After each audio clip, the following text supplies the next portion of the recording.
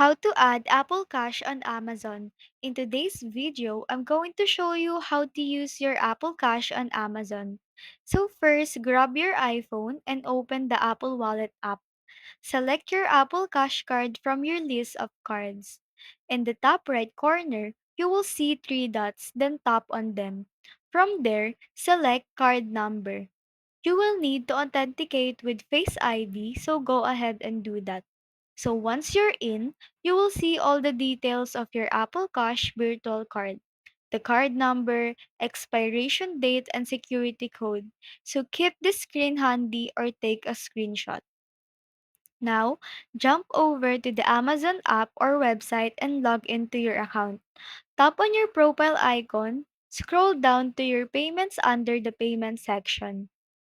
At the top of your payment section, tap the Add button and select Add a credit or debit card.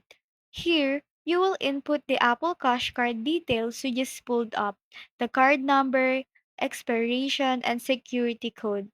After entering the information, hit Add and Continue.